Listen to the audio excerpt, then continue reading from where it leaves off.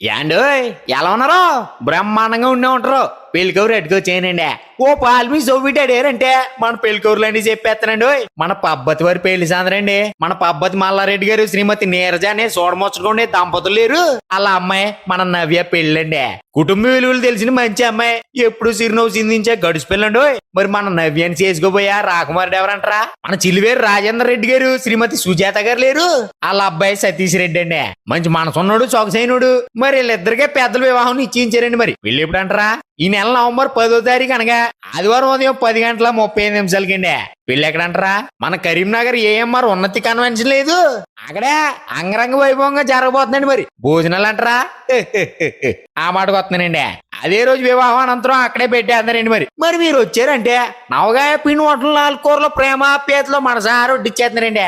మర్చిపోండి, ఎన్ని పనులున్నా పక్కనండి చేటుకు వచ్చారంటే జంటను చూడగానే మనసు గొల్లాసు ఒంట్లో ఉత్సాహం ఇంటి వచ్చేస్తాయండి. మరి ఇదిగో మీరు రాకపోతే మాట వచ్చేద్దండి. ఇంకా చాలా పెళ్లి పనులు ఉన్నాయండి. ఉంటానండి మరి. ఆయ్.